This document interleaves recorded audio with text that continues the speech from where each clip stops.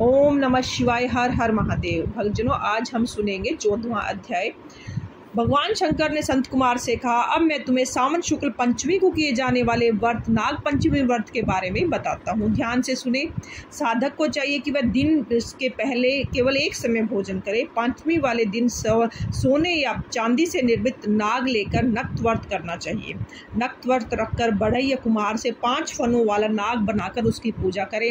अपने घर के मुख्य द्वार के दोनों तरफ गोबर से 5 फनों का नाग बनाकर कटोरे में दूध रखकर उसकी धूप दीप गंध अक्षत मालती चमेली चंपा के फूलों से पूजा करें। ब्राह्मणों को वो शुद्ध घी के लड्डू तथा खीर का भोजन कराएं। कालिया नाग, तक्षत नाग, शंखपाल, वासुकी, शेषनाग, पद्म नाग आदि नागों को हल्दी व चंदन से दीवार पर बनाकर तथा नाग माता क्रुद्ध को भी अंकित कर पुष्पों से पूजा करें। पूजन के पश्चात घी और खांड मिलाकर उनको दूध पिलाना चाहिए। उस दिन लोहे की कढ़ाई में पकवान बनाने वर्जित है। गेहूं और दूध की खीर बनाकर भुने चने, धान, लावा और भुने जौ नागों को दे और समय भी सभी वस्तुओं का भोजन करे।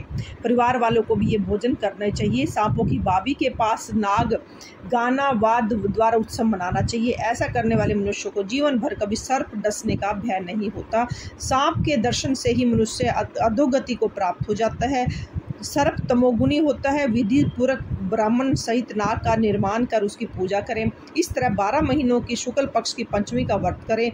वर्ष की समाप्ति पर शुक्ल पक्ष पंचमी को फिर से नागों का पूजन करें। श्री नारायण को जब ये सब स्थानों पर स्थित हैं तो सब वस्तुओं का प्रदान करने की क्षमता रखते हैं। यह उनका ध्यान कर निम्न वचन कहें, हे प्रभु, मेरे वंश में हमारे पूर्वजों से में जो भी सांपों के दंश से अधोगति को प्राप्त हुए हैं वे इस व्रत से तथा दान से मुक्त हो, ऐसा बोले।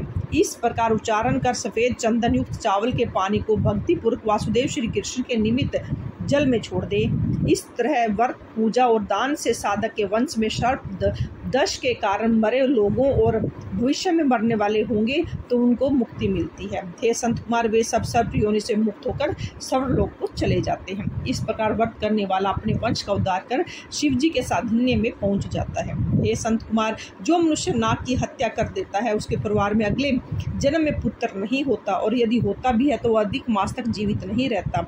महिलाओं की कृपणता के कारण भी प्राणी को सर्प योनि प्राप्त होती है। जो दूसरों की अमानत हजम कर जाते हैं वो भी सांप योनि में चले जाते हैं। जो प्राणी विभिन्न कामों के कारण सर्प योनि में चले जाते हैं उनके उद्धार का एकमात्र रास्ता नाग पंचमी का व्रत है। जो प्राणी नाग पंचमी का व्रत तथा नाग पूजन करते हैं उनकी भलाई के लिए नागों के स्वामी शेषनाग और वासुकी नाग भगवान विष्णु से और भगवान शंकर से हाथ जोड़कर प्रार्थना करते हैं। शेषनाग और वासुकी नाग की प्रार्थना पर भगवान विष्णु और भगवान शंकर उन लोगों की सब मनोकामनाएं पूर्ण कर देते हैं। वे प्राणी नागलोक में अनेक तरह के भोगों को भोग करके वैकुंठ लोक को चले जाते हैं। बोलो विष्णु भगवान की जय।